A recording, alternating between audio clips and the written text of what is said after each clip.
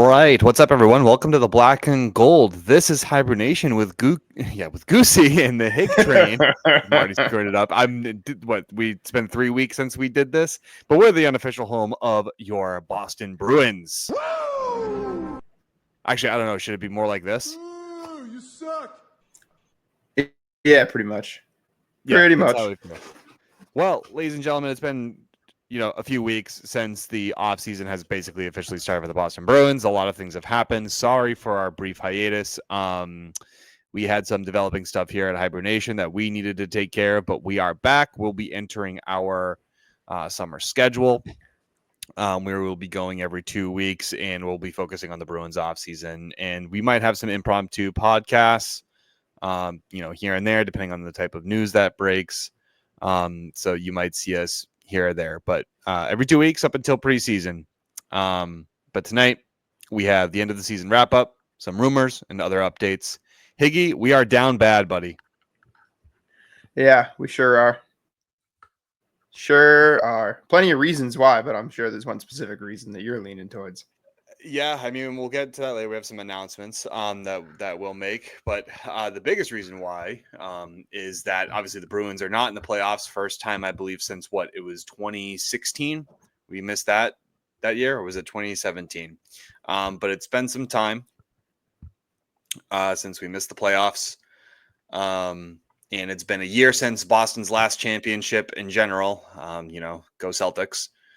But obviously we wish we were playing some, meaningful games down here and as we enter May, but such is life. Some of the news that we have that is begrudging. Don Sweeney and Cam Neely still have their jobs. I don't understand it. They did stress that the hunt for the next coach has begun. And Bruins, for the first time since 2010, where they selected second overall, had an opportunity to pick within the top 5. I believe they can't pick any lower than 7th. And so that's where we are. I think the drawing's tomorrow. Drawing is tomorrow. Did you hear about that? Like what they're doing? What about it? No, maybe. Now I made jog my memory. Jog your memory. They're actually doing it live, dude. So the whole thing in their process, for the first time, they're actually showing that entire process live from start to finish. So the drawing of the balls, the codes. Yeah, it's going to be, I don't know. I guess there's been a lot of questions, right? Like people thought, Edmonton was getting those first overall picks for a while, and it seemed kind of sus, right? Like, the year. So now they're televising the entire thing, so they can't question it anymore. They're removing that source of error. I mean, I think that's cool anyway. I mean, to have that shown displayed, give it more respectable. Yeah, I mean, it adds fun to it. Like it actually, because otherwise you're not tuned. You're only tuning in to watch to see who got the first pick. You don't care about anything else. Like, you know what I mean? Like now you get to watch a process, how it's determined, and all of that. I mean, you can always look it up, right? But it's seeing and reading are two different things. One uses words, the other just uses eyes.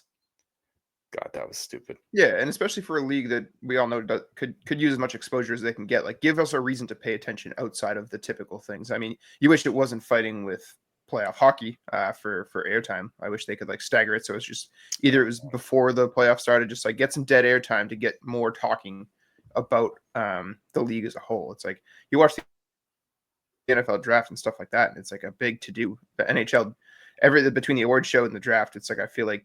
And anybody that's not a diehard hockey fan couldn't give a shit less. So it's like, give us more of a reason to talk about hockey at different times when you wouldn't be talking about it otherwise. Yeah. And I think the NHL has done a decent job of kind of working on their expansion into those areas. I mean, for any sport, if you, at this time of the year, if you look at baseball's on, basketball playoffs are on, hockey's on, 3 major sports are active of the 4 major sports are active right now, and they're pretty, bustling.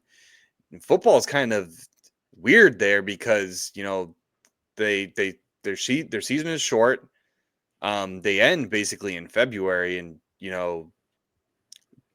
the playoffs don't really kick off until after, I think, the NFL draft. So it's kind of, for the other sports anyway.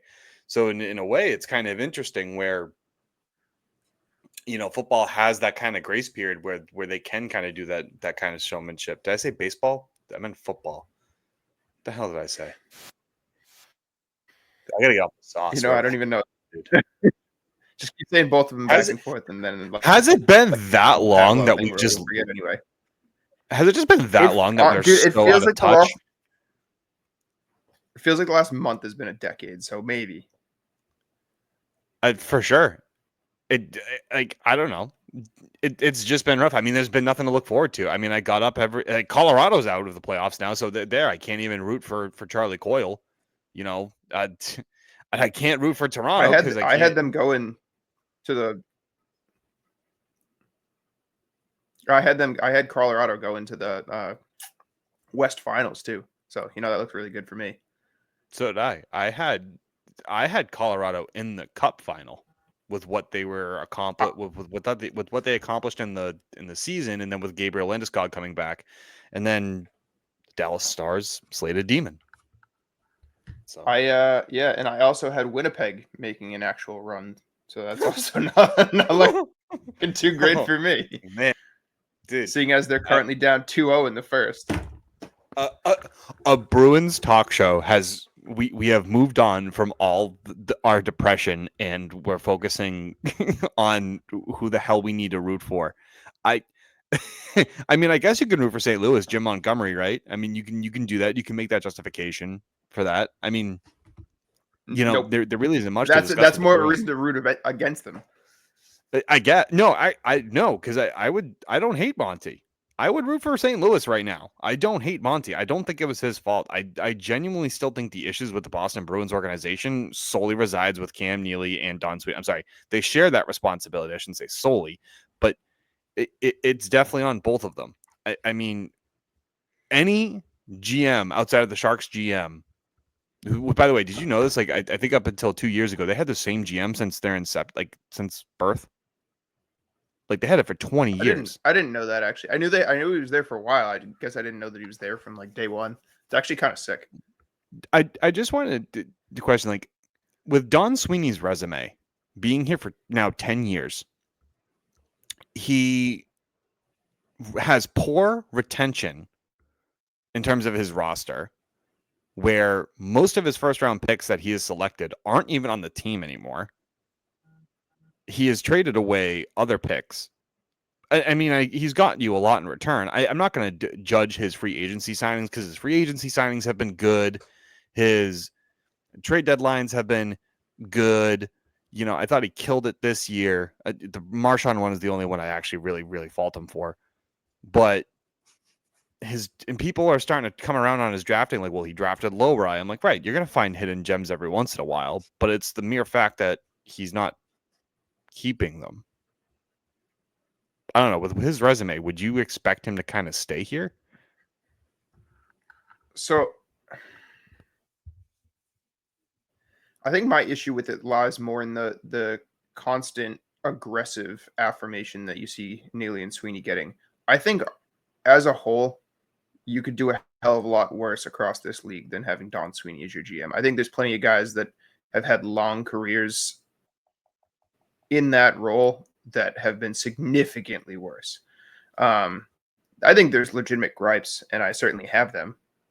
So I guess my argument, or I don't even know argument, but like my problem with it is more just like the blind faith type feeling that you seem to get for these guys, where it's just like they can come up short again and again, and they can burn through coaches again and again, and every single time it's just, nope, we have full faith, which that feels wrong. But looking at the body of work, I can't really fault much of what Sweeney's done. I do agree that his drafting leaves a lot to be desired, but again, that's tough when you're constantly drafting at the bottom of rounds because your team's been good. You're either trading away top picks or you're picking in the late 20s. Now, I think the argument could be that they just haven't been willing to take any swings. They keep just trying to draft safely, and it hasn't worked. Just full stop. Mm-hmm. And it seems like they constantly will just draft to their strengths versus what the team needs. Like, let's be honest, they've been very good at identifying like the long, quick skating, like passive, non-physical defensemen. Like they've found a bunch of those, they've developed them. You see them scattered across the league, but the simple fact is you keep drafting a ton of them. You don't need a ton, you need like 2. But they keep just like, it seems like they draft what they think they're good at drafting versus what they think is either the best talent on the board or what the team actually needs. Can you even name the last time the Bruins had a top 5 pick that actually stayed on the team for longer than a decade? Because if you think about it, I don't think there was in the last 25 years. I mean, Joe Thornton didn't stay here, I don't think, for a decade. He was like what, first or second overall, if I can't remember specifically.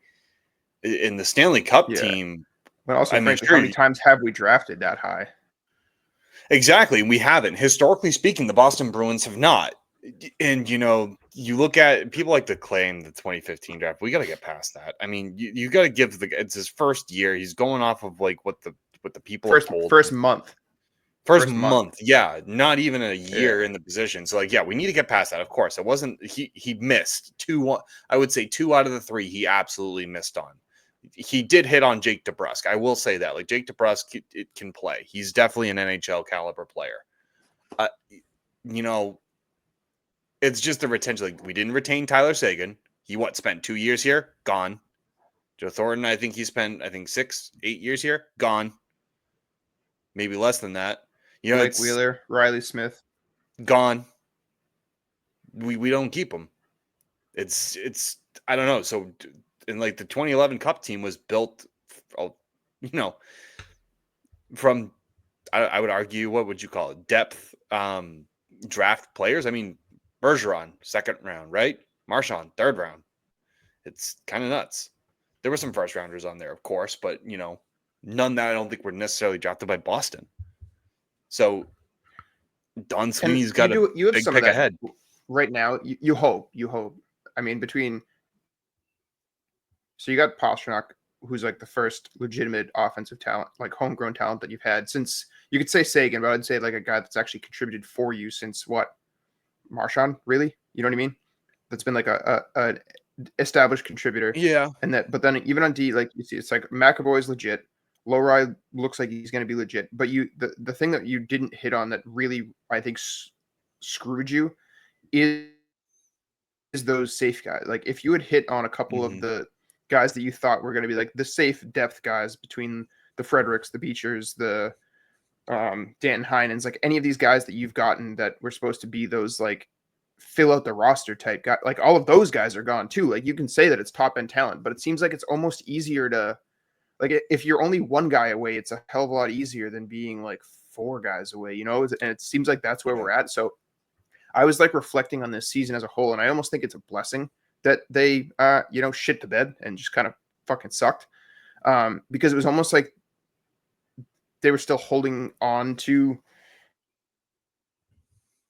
the fact that they thought they were good, or that they thought they had to be good. And then I think the final nail in the coffin was moving on from Marchand, not because I thought that the player needed to go, but I think that was the final piece of that last thing where it was just years of them using guys wrong because they didn't fill the roster correctly. It's like you looked at Bergeron, you looked at Krejci, you looked at Chara, you looked at Marchand. They ran these guys to the end of their rope as if they were still like their 30-year-old self. It's like you look at what line's Marchand playing on for Florida right now? 3rd, 2nd. It's like, yeah. So it's like on the 2nd line.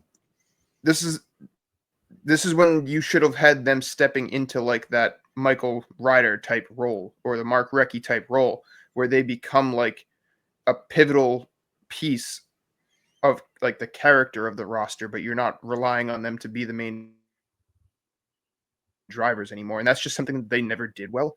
And I think that was like really indicative of sort of what this roster and team has been for the past few years, and why, like, even if we got there, we never really should have been considered a contender, I guess. They did it at the right time because they can stave off a longer rebuild. I don't want to say they're doing a heavy retool, but I don't think you can rebuild the team completely with the likes of David Pastrnak, Charlie McAvoy, the defensive core that you have, and everyone at the age that they're at. I mean, you just got Casey Middlestat, who will likely be your third line center at some point, assuming Fraser Mint and Patra, if they can live up to the top 6 potential that they supposedly could play as. So if those two can live up to that, Middlestat's definitely going to be your third line center. And Patra and Minton look like that they're going to be good centers, two-way forwards. One's a little bit bigger than the other, I think, but that's fine. They can put on muscle. So I think that Bruins actually did a smart, recognized it early. I think they avoided catastrophe, I think, early on. They have 2 first-round picks next year in a very deep draft class. They're picking likely within they're definitely picking top 10 this year for sure. They can't fall out of it. But, now you got to look at where are your holes. And for me, and this is where I don't understand, where Charlie Jacobs doesn't see that there are a ton of gaps. We have a ton of centers. We don't have a lot of wingers, and even our current centers that play at the position. Pavel Zacha, he's okay, but I think I would prefer him on the wing. And then you have players playing on their off wing, which again is fine so long as it works. But I think one of the challenges, and even the players said it in their postseason press conference, was that as frustrating as it was, they all seemed excited for the next challenge ahead because it's effectively a whole new team. It's going into a whole new direction. The question is whether or not Don Sweeney and Cam Neely can tackle this, because this will be probably Don's first time actually, in theory, building a team almost from scratch. I would say that's about right, because it seemed like everything you had so far was an inherited core that you just had to sort of bolster. So it will be interesting to see, especially with the coaching change. That seems like something that could sort of rewrite the architecture of the team a little bit too. And that's why, like, I'm certainly not giving them a pass for this year, but just like it, I know Montgomery's a good coach. Same with Cassidy, but however you want to slice it, it pretty much looked like he had quit on this team before the season even started. So it's like, how pissed can you be at the team? I think there were rumors with that though. Like, correct me if I'm wrong. Yeah, I think it was before. There were rumors surrounding. Sorry. The first month. Yeah, there were rumors surrounding him that he wasn't signing an extension, and I think part of the reason why he didn't want to sign the extension was because Cam and Don basically said you have no say over your coaching staff. From my understanding, he wanted to bring his own people in, which is pretty normal for when you hire a coach. Yep. But Don didn't want to. This is from my understanding. I could very well be wrong. I'll have to check this later. But that was part of the reason why he was just like, okay, well, we can't fully adopt this system without the people and the personnel that will foster it. You had Chris Kelly on there, sure. He was a champion in 2011. That's 14 years ago. He was a good penalty killer, but why are you putting him in charge of the power play? And then you have Joe Sacco. Been here for a decade. And Sacco had been through 2 other coaches too, right? Yeah. Was this his 3rd coach that he was here with? Yeah.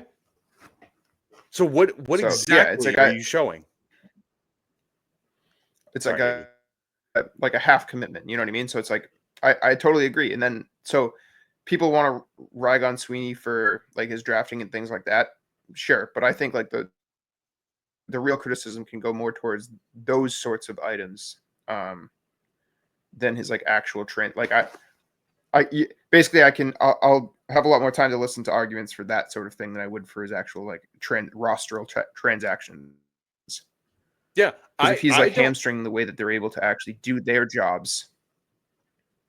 Yeah. Don Sweeney's failure for me does not reside in his transactions with respect to what he's brought into the team via free agency and via trades. It's what he's given up and the lack of finish, I think, from Boston and the lack of patience with coaches. I think Boston has become one of the teams that has one of the shortest leashes with coaches. And not to mention, these 2 coaches were Jack Adams Award finalists, and I think I believe Cassidy and Montgomery both won. Well, we know Montgomery won because of the season that they had. So I just don't see how anymore you can justify it. And the fact that Charlie Jacobs has, reaffirmed constantly his faith in Cam Neely and Don Sweeney, I'm like, I don't know, because if let's just say they go hire Joe Schmo or Betty Buttcheeks from down the street, let's just say somehow this team gets revitalized. They sign Brock Besser. They sign another free agent. Their lineups are reinvigorated. Everything goes well. And let's just say they make the playoffs next year, right? Let's just say this was just a down year. They come back, and they have a good year. But then the year after that, they tank. Do you fire another coach? At what point do you stop blaming the coach? Well, I almost would have said it after this one, but it seems like clearly that's not the case. So I don't see, literally, how can you make the argument that they get to burn through another coach? Because then at the same time, it's just like you're the one hiring these coaches. You know what I mean? It's like, so then what's your problem? Can't identify. Yeah, exactly. It's like you've brought these guys in, and if they're the problem every single time, then what the fuck should you do hiring? It's like, you know what I mean? It's like the slack's got to be cut eventually. And again, it's like I truly don't think he's a bad GM. I don't. Yeah, I don't, and I don't love the way that they answered the media. It's like I'm sure everybody saw the big presser to end the year there, where it's like they were catching a lot of flack about team concentration, and it seems like, honestly, Neely specifically likes to go on he gets like personally offended by questions that are all completely valid. Yeah, and I mean, to be honest with you, they were very just like, we're sorry, we're still raising ticket prices, we're sorry. Like that scene. Yeah. You ever see South Park? It's like that episode where they're just rubbing their nipples with their finger and be like, "Oh, sorry, but we're still going to raise our ticket prices because we have to pay for players." I'm like, yeah, sure, or you could just pay them out of pocket, like other financially successful places probably do. But they won't because whatever. At least Charlie's better than his father. This is the first year in like 5. This is like the first year in like 5 seasons that I didn't go to a game.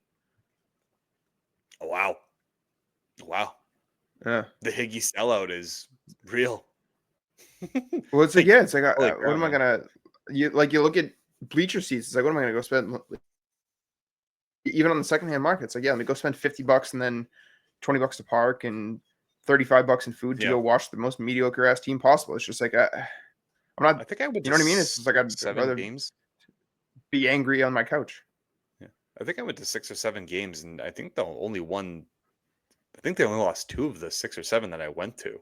One of them was the night Montgomery got fired. But yeah, I mean, they generally performed well this season when I went there. And I mean, you and Vogel gave me shit for it the last, the Carolina game. You were just like, of course you went, and you blow the fucking tank. You make us like, it was like a 5-1 win or something like that. It was, and you guys are giving me flack for it, of course. Makes sense to me, but no.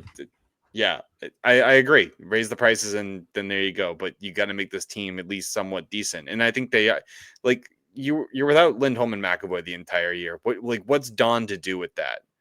You know what I mean? And then you have Zadorov, Carlo is your top pairing. Yeah, that was not statistically bad or anything. And then Lowry Peak and then Crumble Cookie for your third pair. So at least next year you're going to have somewhat of your depth back again. Yeah. And if they pick a bargain defenseman in the first round, I will lose it. Porter Martoon, or if you can somehow get within the top 3, Michael Misa. I just don't pick a defenseman. For the love of God, you're locked into them. You don't need it. Sign Henry Jokiharju, who is, I think, Zadorov's best gift that ever happened to him. Yeah. And that's coming from somebody who had nothing but bad things to say about Zadorov for basically 90% of the season. I will absolutely give credit where it's due. He looked better, significantly different down the stretch. Yeah. And it's like, it's like, I don't want him to suck ass because, my team will then suck ass if he's a main contributor who happens to suck ass. So certainly in my best interest to be pretty solid. Yeah, he's just like sucking all the masses. I don't know what the fuck to do with him. So if you can re-sign that kid, get another guy that's pretty young, locked in on that back end. Like the defense should be good. It should be your strength. The team defense as a whole just blew this year. I couldn't figure it out. It seemed like they just literally forgot the entire system. It's like that. There's nobody on that back end that I don't like or that I don't like want to see on this team. It's like you see some of these blue lines that are left in the playoffs, and it's just like I would still rather have our guys than a lot of these decor that are making runs in the playoffs. So it's just like that should be a strength. So here's hoping that whatever coach comes in gets them to wake the fuck up again. One more element on talking about like the team chemistry and dynamic as a whole, I'm and then we'll sucking actually ass. get in. And and then we'll actually get to the conversation about the coach and what we, who's available and what they should ideally bring to the Boston Bruins as of right now. But currently in terms of team chemistry, heart, and grit, I am slightly concerned that based on the firing of the two coaches in Montgomery and Cassidy, albeit they were quite a few years apart. But if you look at it, you look at Toronto. Toronto fired their GM, brought in a new GM. GM, got some talent, fixed up the team a little bit, didn't go anywhere. They fired GM. So they fired Dubas. Okay, so they had several different coaches. Sheldon Keefe being one of them, and now they have Greg Berube. By the way, great coach. Excellent pick for Toronto. I think that's the person they needed. But they almost blew the round one series to Ottawa. I don't care what anyone says. That series should not have been as close as it was. If Ottawa was taking you to overtime, No, absolutely not. They're going to get curb stomped by Florida, I think.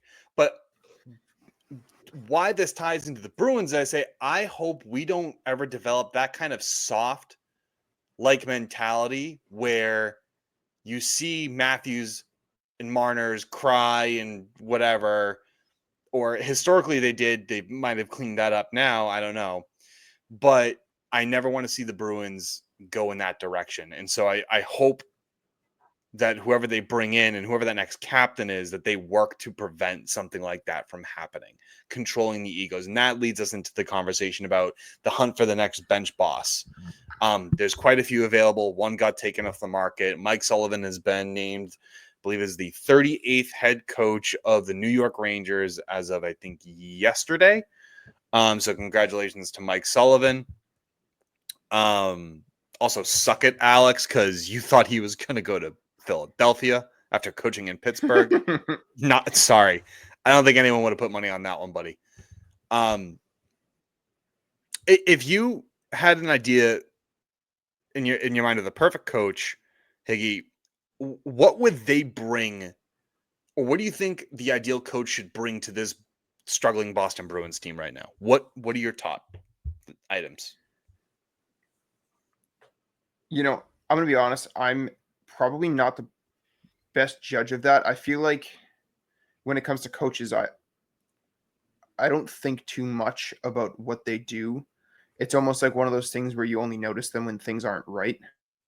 But I guess I would say that from years past, things that we've seen, like the teams that we've seen, it seems like the on ice product tends to be stronger when you have a guy that, I wouldn't say takes the team to task, but leans a little bit on the harder scale. And then it seems like they then tend to detox with a guy like Monty, who's like the happy-go-lucky team guy. But it seems like if you're trying to establish something, you get the Julians or you get the Cassidys or you get the other guys who are kind of a little bit of a hard ass to sort of set the tone.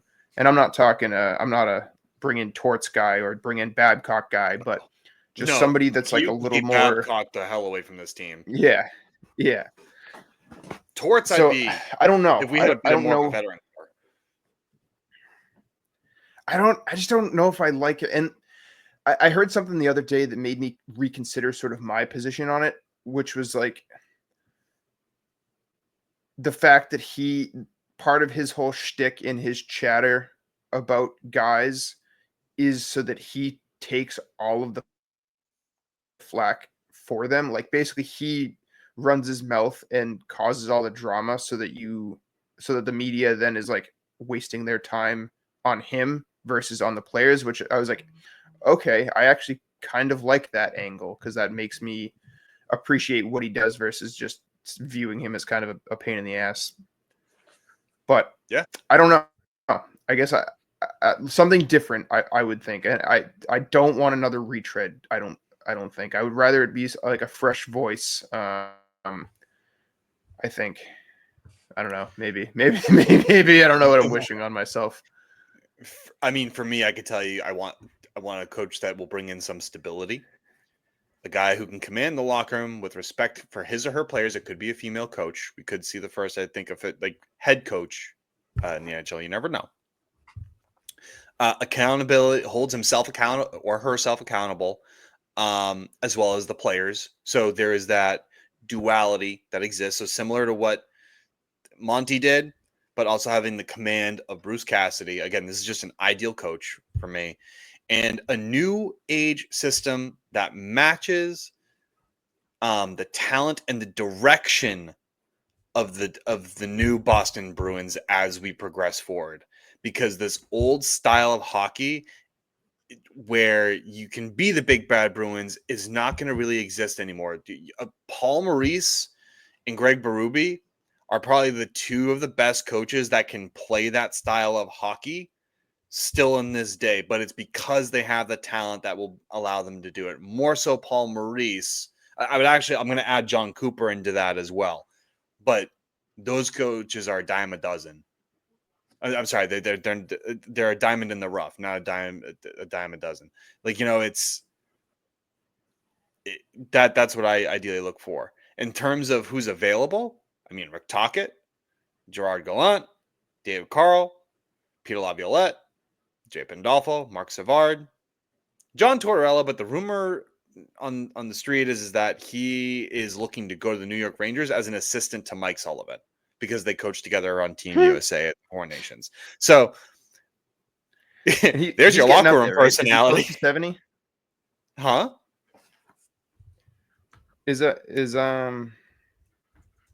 Jesus Christ, how am I blocking out his name? John Tortorella. Right, yeah, there we go. Jesus. He's got to be close to 70 now, right? He is 66 years old. Yeah, I feel like he's probably at the point where he's like, I'm not trying to go reestablish and build something again. He's like, I've probably been there, done that. He might be at the point in his career where he'd rather be able to coach.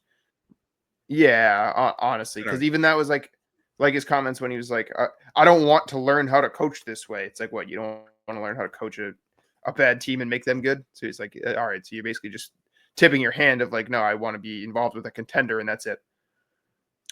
I mean, if I were to tell you something, the top three out of that list for me in no particular order would be Rick Tocchet, Gerard Gallant, and Dave Carl. I think we stay the hell away from Jay Pandolfo, Peter Laviolette. Peter Laviolette is just he's a short-term coach. He's a short-term solution. He's not a long-term coach. And right now, I think do you see him getting picked up? Jay Pandolfo? No. Laviolette. Or Peter Laviolette. Well, Laviolette. Yeah, probably. He's known to be a good voice in the locker room. So what he's done with the Rangers was good. It's just a shame that Chris Drury is the GM of that, which, by the way, did you see they extended him multiple years? Good so for us. Yeah, because I don't want him. With the way he treats that team, I'm surprised that they're not in a worse state than Anaheim with them, with players not wanting to show up to the rink. I don't know how they did that with Chris, so I don't know why they're keeping him, but there seems to be a lot of issues in that locker room. And paying Shesterkin that amount of money is, whoa, you're setting yourself up for something there. What? Say, hey, we're not too far off of it, so hold our breaths for now. Yeah, well, I mean, I don't know. I don't think our GM is going to go to our captain and literally threaten him to waive his no movement clause. Otherwise, they're just going to waive him. And so I'm like, oh, guy. So, and he wasn't I mean, he shipped Capo Caco off for basically pennies on the dollar, and Capo Caco is performing. It's like Buffalo. Give me any Buffalo player, and I bet you he'll be a superstar on any team with the amount of top-end talent that they have. Because in Buffalo, they just suck. Look at Sam Reinhart, Kyle Okposo, Dylan Cousins. They're just, I don't know what to tell you. They're just built different. Hell, fuck it. Jeff Skinner is on a team that just made it to the second round. Christ, who would have thought? Linus Ullmark left there, and then immediately was like, "Oh, I'm a Vezina goalie." Yeah. So if Buffalo would have put a fire sale sign right in front of their rink, I would try my best to call Don Sweeney up personally and be like, "You better be the fucking first person in line at that fire sale. I expect you to pitch a tent for 5 days and piss in a Diet Pepsi bottle if you have to go to the bathroom. Get first in line."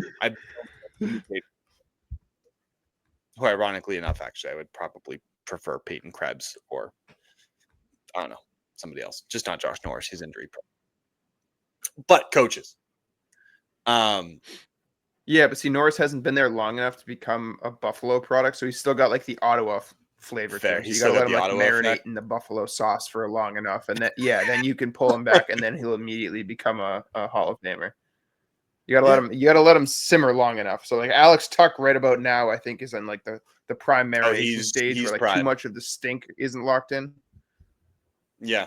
And I think he's 26, 24, 26, something like that. He's somewhere there. I'll take him. Happy. Take him. But first, we need the coach. I don't know. Give me any one of those three. Talkett, Gallant, or Carl. Do it to me. That's it. That's the only thing I really want. I don't think Jay Pandolfo is it. Mark Savard is currently an assistant coach with Toronto, so I don't know why he would want to go from Toronto to here. I mean, I get he won a cup with Boston, and what they had to do to fight to get his name on the cup was crazy, but they did it. So, but I don't see a reason for him to want to come back here. And I just don't see Isn't he Peter from Laviolette. Toronto? Oh no, he's from Ottawa. Okay. Yeah, and yeah, they're both, I believe, in Ontario. So, yeah, that's the head coach on it. I think that's where we stand. They might come out of way left field and just pick David Quinn. Like, I don't know.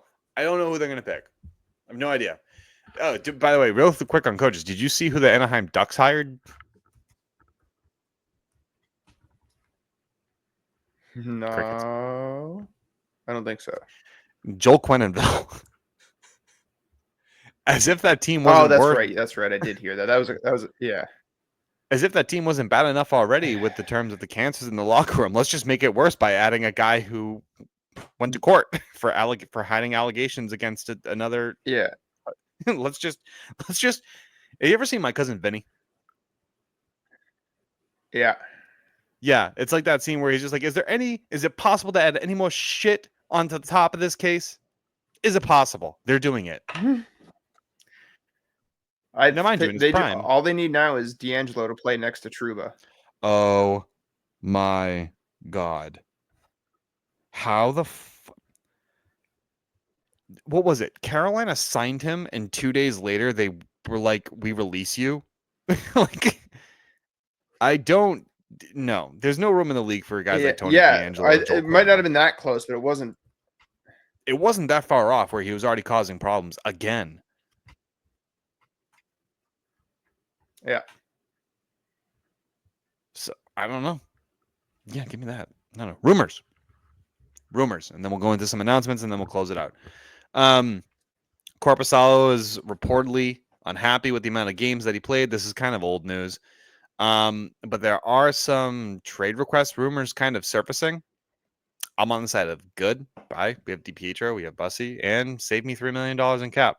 I will literally give a team him and a 5th round pick for future considerations just to get that cap off that book. See, that was my thing when I from the jump. I was like, why did we take him back? Why did you take him back in the Ullmark deal? And not because nothing to do with the player. The player's fine. Yeah, and it's you had a I good don't blame season. him at all. It's like you went from being a starter. Of course, you don't want to. You don't want to sit and play 20 games. Like nothing he said is concerning to me. I'd be more concerned if he was like, "I'm fine with sitting and not playing." You know what I mean? It's like he's a career starter, not a very good one, but he's been a career starter. It's like, of course, he's not going to want to play 25 games. So then you took on the league worst goalie with a non-zero cap hit to then ask him to play 20 games. It's like, what?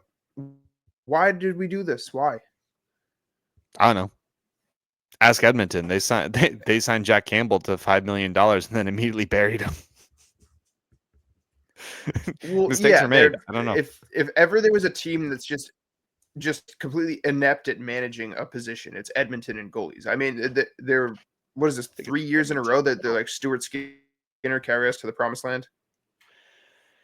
Yeah, well, yeah, God, oh, God, they both suck. Calvin Pickard had to come in and save that series. He won them 4 games straight. His numbers still haven't been that good, mind you. Like they're not great numbers. Stuart Skinner's are awful in the 2 games that he's played, and there were 2 losses. And I think it was a 7-something goals against average. It was horrendous. And then Calvin Pickard comes in, who's equally as garbage, and then wins you 4 straight. I don't know what you want to do there, but Edmonton just finds ways. They got a horseshoe up their ass. I don't know what else to say with regards to it. And then on the flip side, I don't, Bruins podcast and all that, but I give credit where it's due. On the complete opposite end of the spectrum, it's like you have teams like that are just like riding with the same assholes that didn't work with them previously, and then you got teams like the Devils and the Avalanche that are like, yeah, our goaltending room is atrocious. Let's just completely jettison everything that's here and start fresh after the season's already started. I find that New Jersey's fantastic. There's nothing better than the fact since that Brodeur. Since Brodeur left, the way they treated Corey Schneider. Well, Corey Schneider was Vanacek, but then, they could like. At least those were young though, which was crazy. They had like younger talents, and they were just like, yeah, fuck this. Same with Colorado. They were just like, oh yeah, no, we got like, was it? I don't know how to say his last name, but Gorgiev was not having a good year. They had Gorgiev, and then the backup is it Anunin? And then they were just like, yeah, fuck this. And then Blackwood came in, and Blackwood was fantastic for them. Yeah, I know that they choked it away in the fucking finals here, but the first 2 games of the series, they got 9-30, then he had a shutout, and then they kind of got shelled. But it's like it wasn't on his back that they lost. But you know what I mean? Like just being willing to pull trig and say, yeah, this ain't it. And then you got teams like fucking Edmonton that hasn't had a real goalie in a decade. I think Korpisalo, if his rumors are true and he wants to be traded out, okay, that's fine. He is a serviceable backup. He stole us a couple games, and I guarantee you if our defense was a bit better, yeah, his numbers might have been a little bit better. I don't know. But excuse me. I think he's a serviceable backup. He's not a starter. I don't know where he gets that idea, but you didn't put up starter numbers, albeit neither did Jeremy Swayman, but you got a lot to prove if you want to be a starter. The only reason you were in Ottawa is because they had no other option. So I don't know, but that's where he stands. And tangentially, other rumors have surfaced that some teams might be knocking on Boston's door to inquire about Jeremy Swayman, which I'm all set. I don't know. Keep him. I saw like after someone said the rumor, and I was just like, why are you so willing to give up on him so quick? One bad year. He's 26. Tim Thomas was 36 when he won the cup.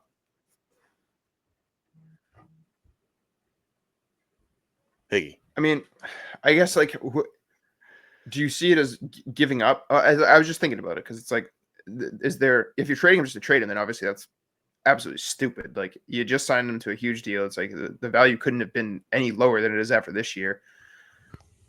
Do you think it's a matter of people just trying to buy when they think you're selling low, or do you think that the consideration is like actual big deal? Like if you came forward and said that you're talking like and again, it's just not going to happen, but like Draisaitl for Swayman, like I don't consider that giving up on him.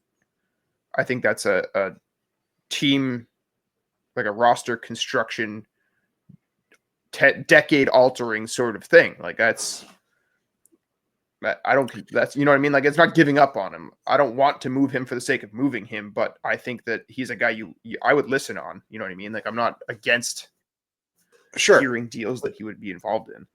Yeah, but that huge issue is who do you replace? But then now you need to worry about a replacement, and like Brandon Bussey and of course Michael DiPietro. I don't think they're caliber starters. They'll probably be good or reasonable backups. But so then who do you sign after that? I mean, where You know, I'm very hesitant to move on from a goaltender who's 26 for Leon Draisaitl, who's turning 28, and on the bat, when you and don't then have a backup plan. yeah, there's no backup plan. You don't have a reasonable goaltender. I mean, your defense is ideally going to be fine because, again, I don't think there's an issue with the defense. I think the issue is with the forward core, not the goaltending.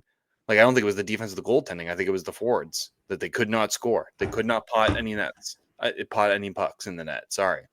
I think I mean, that's where the problem. I think the goaltending sucked last year, but it's not their fault. Like Yes, no, I don't. That's yeah, not the problem. yeah. It wasn't the pro. Like in an ideal world where the defense was completely healthy and the goalies were like, if Swayman went through camp, if that all happened, I think they would have had normal years. But the offense was just abysmal. They could not pass anything.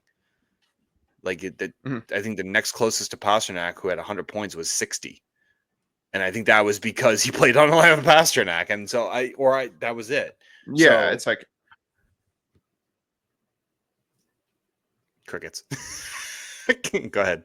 Yeah, I said I couldn't tell if you were kicking into the next thing, but yeah, it's like the lack of depth. It's like that is the killer. There's no wing depth at all. It's like center. You can say you have center depth. You have no top end center talent.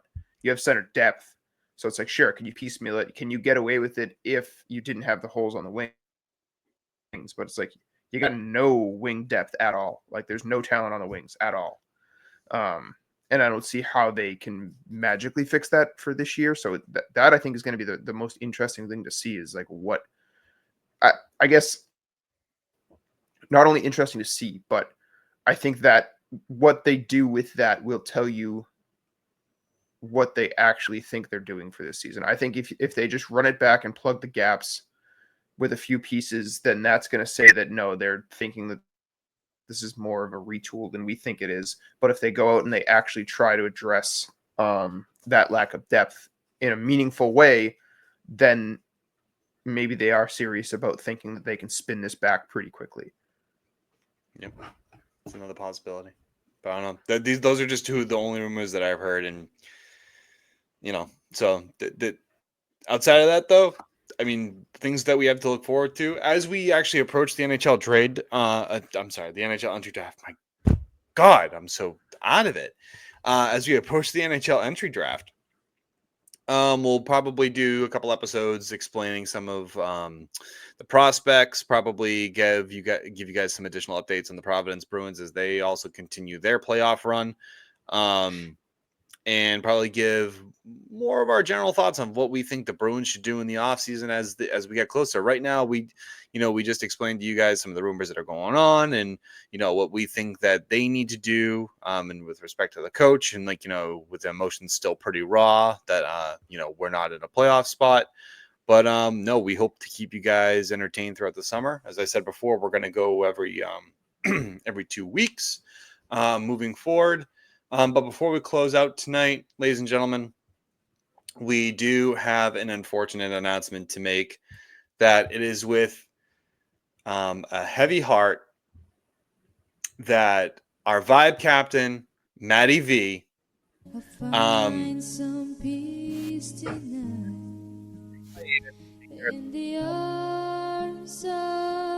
you know, buddy, that we love you. You're in our mind and thoughts as always, and if you need anything, you know where to go for any support. We love you, pal, so please reach out if you need anything, and we look forward to you coming back.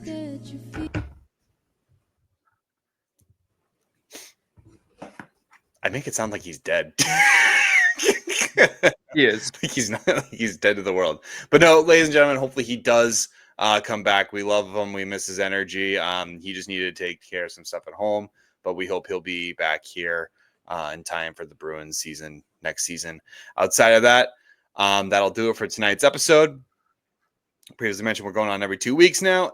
Go check out our website at HiBruiNation.com for all the off-season news as it breaks. Follow us on all social medias at HiBruiNation Pod to give us your thoughts and questions to be heard on future episodes. You can send us a voice memo through us on Twitter, or you can direct message us through our website. Let us know what you guys think. Also, in the comment section below of this video, don't forget to like and subscribe. And as always, we love you guys. And until next season, Kyle. Go Bruins. Go Bees, baby. Good night, everybody.